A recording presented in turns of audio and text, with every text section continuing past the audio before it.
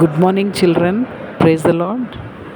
మత్తయి సువార్త 12వ అధ్యాయము 9 నుండి 14, మార్కు సువార్త 3వ అధ్యాయము మొదటి 6 వచనాలు, లూకా సువార్త 6వ అధ్యాయము 6 నుండి 11 వచనముల వరకు, Matthew 12:9-14, mark 3rd chapter first 6 verses, Luke 6:6-11.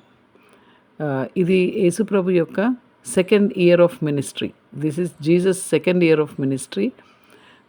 So మనము ఇక్కడ యేసుప్రభు ఏ విధంగా ఒక మనిషికి, ఒక వ్యక్తికి రైట్ హ్యాండ్ విదర్డ్, అంటే రైట్ హ్యాండ్ అది ఎండిపోయింది అంటారు, లేకుంటే అది పెరాలసిస్ అని కూడా చెప్పొచ్చు.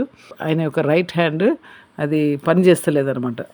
So on the Sabbath day Jesus entered in to a synagogue అని మనకు అనిపిస్తుంది. సో సబాత్ అంటే మనకు తెలుసు కదా, 7th day of the week అంటే సాటర్డే వస్తుంది.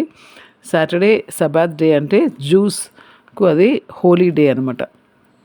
They go to synagogues. So యేసుప్రభు కూడా మరి ఒక జూగా మరి సినగాగ్కి వెళ్ళిండనమాట ఆ రోజు. సో సినగాగ్కి వెళ్ళినప్పుడు అక్కడ ఒక వ్యక్తిని చూస్తాడనమాట.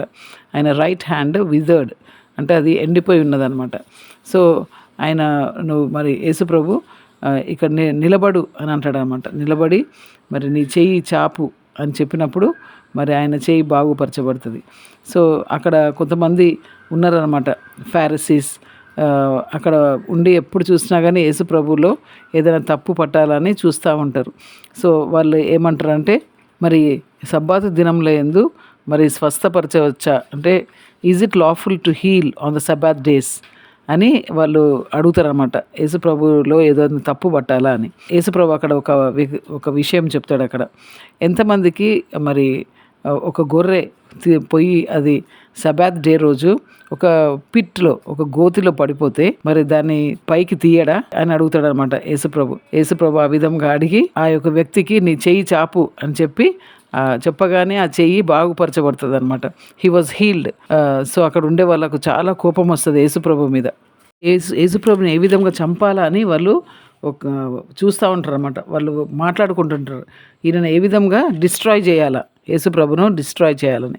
అప్పుడు యేసుప్రభు అక్కడ ఒక మాట అంటాడు కదా, మరి ఒక షీప్ గోతిలో పడితే మరి అది సబాత్ డే రోజు గోతిలో పడితే తీయరా దాని అని, how much then is a man better than a sheep అనే మాట అక్కడ అంటాడనమాట. కాబట్టి ఈ యొక్క విషయం మనం చూసుకుందాము. మ్యాన్ బెటర్ దాన్ షీప్ అంటే ఒక మనిషి, తర్వాత యానిమల్. సో మనము జెనసిస్ 1st chapter చూసినప్పుడు మనకు 6th day God created animals on land and man అని మనం చూస్తున్నాం కదా. అక్కడ మనకు ఒక డిఫరెన్స్ కనిపిస్తుంది.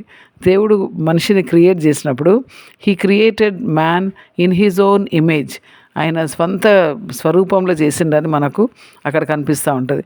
But he did not create animals in his image కదా. కాబట్టి యేసుప్రభు ఆయన స్వంత స్వరూపంలో చేసిండంటే గాడ్ ఈజ్ అ స్పిరిట్. కాబట్టి మనం ఇంతకుముందు కూడా చూసుకున్నాం, అది గాడ్ ఈజ్ అ స్పిరిట్. కాబట్టి మనిషి లోపల దేవుడు ఒక స్పిరిట్ అనేది పెట్టిండు, ఆత్మ అనేది పెట్టిండు అనమాట. God is ever lasting. So man spirit also is ever lasting. ఎప్పటికీ కూడా మన ఆత్మ ఉంటుంది. బట్ యానిమల్స్ ఆ విధంగా కాదు.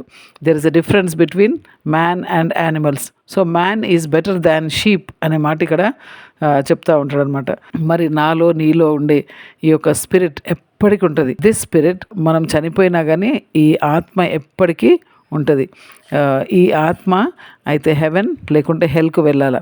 సో మరి మనము హెవెన్కి వెళ్తున్నామా, హెల్కు వెళ్తున్నామా, మన ఆత్మ ఎక్కడికి వెళ్తుంది అని మనము దేవుడు ఇంకా మనకు బ్రెత్ ఆఫ్ లైఫ్ మనలో పెట్టినప్పుడే, ఈ ఊపిరి పెట్టినప్పుడే మనము ఆలోచించాలి. We have to think about God, about our spirit, wear hour spirit is going. మనము ఇంకా బ్రతికి ఉన్నాం కదా, మనము నరకానికి పోకుండా పరలోకానికి వెళ్ళడానికి యేసుప్రభువే నిజమైన దేవుడు. యేసుప్రభు తప్ప వేరొక దేవుడు లేడు.